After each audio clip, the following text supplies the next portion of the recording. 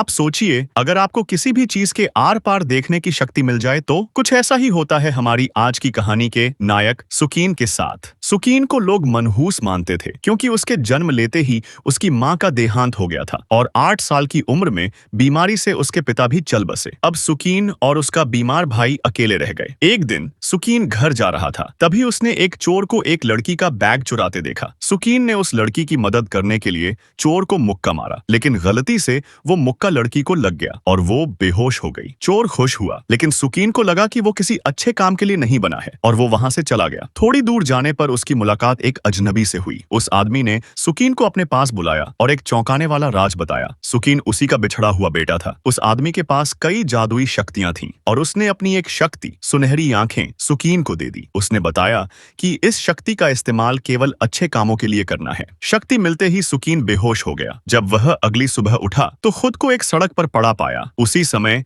एक दुर्लभ rock stamp की नीलामी शुरू होने वाली थी। एक महिला जिसका नाम ऑलिव था ने असली स्टैंप को एक नकली स्टैंप से बदल दिया। उसने असली स्टैंप को एक किताब में छिपा दिया ताकि बाद में उसे ले जा सके, लेकिन गलती से वह किताब नीचे गिर गई और एक सफाई कर्मचारी ने उसे कूड़े में फेंक दिया। किसी तरह वो किताब सुकीन के दोस्त जैकिन की दुकान पर पहुंच गई। थोड़ी देर बाद सुकीन जैकिन की दुकान पर गया और अनजाने में वही किताब खरीद ली। घर जाकर उसने अपनी भाभी के साथ खाना खाया। सुकीन ने अपनी भाभी के चेहरे पर उदासी देखी क्योंकि घर का खर्च बहुत बढ़ गया था। उसके भाई की दवाइयां और सुकीन की पढ़ाई का खर्च संभालना बहुत मुश्किल हो रहा था। सुकीन ने नौकरी ढूंढने का फैसला किया, पर उसकी भाभी ने उसे पढ़ाई पर ध्यान देने को कहा। जब सुकीन अपने कमरे में गया तो उसे अपनी शक्तियों का एहसास हुआ। वह चीजों के आर पार देख सकता था। उसने उस किताब के अंदर छिपे हुए असली रॉक स्टैंप को देखा। उसे उसकी कीमत का अंदाजा नहीं था, इसीलिए वह स्टैंप लेकर जैकिन के पास पहुंचा।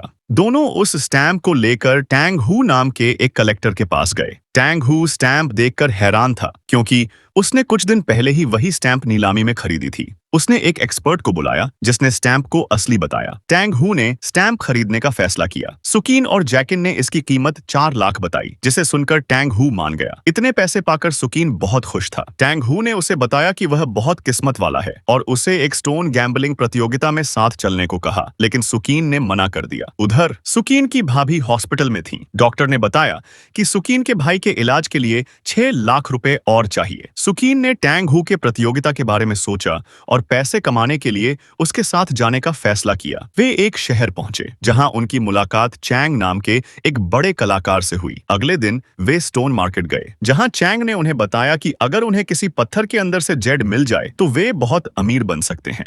सुकीन ने अपनी शक्तियों का इस्तेमाल करके एक पत्थर ढूंढा जिसमें एक दुर्लभ जेड था। वे शंजो नाम के एक आदमी की दुकान पर पहुंचे। सुकीन के कहने पर उन्होंने वो खास पत्थर चुना। जब पत्थर को काटा गया तो उसके अंदर से एक बहुत ही कीमती जेड निकला। शंजो ने उस जेड को बेचने से मना कर दिया। टैंग हू को गुस्सा आया और उसने शंजो से बहस की। मामला सुलझाने के लिए शंजो ने एक मुकाबला करने की शर्त रखी। टैंग हू मना कर रहा था, लेकिन सुकीन को अपनी शक्तियों पर भरोसा था और वह तुरंत मुकाबले के लिए तैयार हो गया। वापस होटल जाते समय उन पर कुछ गुंडों ने हमला कर दिया। वे 2-2 की टोली बनाकर भागे, लेकिन सुकीन और चैंग को थोड़ी चोटें आईं। वापस होटल में चैंग ने टैंग हू को बताया कि वह और शंजो बचपन के दोस्त थे, लेकिन अब काम की वजह से दुश्मन बन गए हैं। उधर लुइन सुकीन की देखभाल कर रही थी और उनकी दोस्ती गहरी हो गई। अगले दिन सुकीन और लुइन शॉपिंग करने मॉल गए। जब लुइन कपड़े ट्राई करने गई तभी कुछ लोगों ने सुकीन को अगवा कर लिया। वे सुकीन को एक जगह ले गए जहां शंजो पहले से उसका इंतजार कर रहा था। शंजो ने सुकीन को मुकाबले में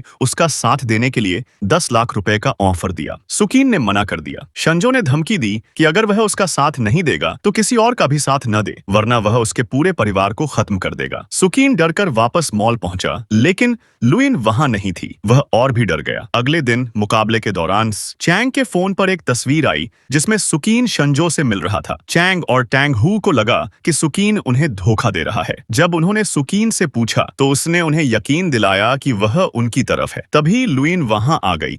उसे देखकर सुकीन को सुकून मिला। सुकीन ने अपनी शक्तियों से एक पत्थर चुना और जजों को दिया। पहले शंजो के पत्थर में से एक खास जेड निकला, जिसे देखकर चैंग निराश हो गया। लेकिन किसी को नहीं पता था कि शंजो ने अपने बॉस काइटू को खुश करने के लिए जजों को रिश्वत दी थी। जब सुकीन की बारी आई तो उसके पत्थर में से एक बहुत ही कीमती जेड निकला और वह मुकाबला जीत गया। शंजो इस बात से बहुत गुस्सा था। उसी शाम सुकीन ने लुइन को एक गिफ्ट दिया और वे दोनों एक दूसरे के और करीब आ गए। शंजो अपने बॉस काइटू से अपनी हार के लिए माफी मांगने गया। काइटू बहुत गुस्सा था और उसे शांत करने के लिए शंजो ने उसे ड्रैगन स्टैंप लाकर देने का वादा किया। काइटू ने उसे एक और मौका दिया। सुकीन और उसके साथी अपने जेड से बने ब्रेसलेट की नीलामी के लिए गए। उनका ब्रेसलेट 80 लाख में बिका। सब बहुत खुश थे। जब टैंग हू स्टेज पर भाषण देने गया तो उसने अपनी जेब से 2 रॉक स्टैंप निकाले और नकली वाले को फाड़ दिया, जिससे यह साबित हुआ कि असली स्टैंप का मालिक वही है। जीत का जश्न मनाने के लिए वे क्लब गए, लेकिन तभी टैंग हू को बाथरूम से अगवा कर लिया गया। सुकीन को काइटू का फोन आया। काइटू ने टैंग हू को छोड़ने के बदले असली रॉक स्टैंप मांगा। शंजो ने काइटू को खुश करने के लिए एक राज बताया। रॉक स्टैंप पर एक खजाने का नक्शा बना हुआ था। चूंकि टैंग हू एक विदेशी था, वह खजाने तक नहीं पहुंच सकता था। यह प्लान काइटू को बहुत पसंद आया, लेकिन उसने शाबाशी देने के बजाय शंजो की हत्या कर दी। सुकीन और उसके दोस्त टैंग हू को बचाने के लिए काइटू के अड्डे में घुस गए। उन्होंने काइटू के आदमियों का सामना किया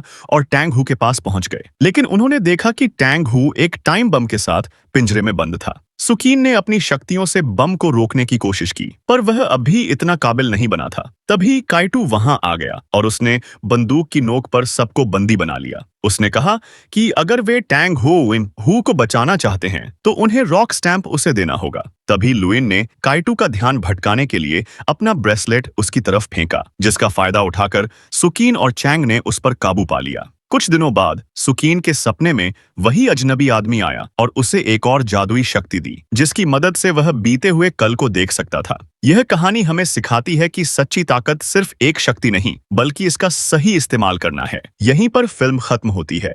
कहानी आपको कैसी लगी हमें कमेंट में जरूर बताएं। वीडियो को लाइक और शेयर करें और चैनल को सब्सक्राइब करना न भूलें। जल्द ही मिलेंगे एक और नई वीडियो के साथ। धन्यवाद।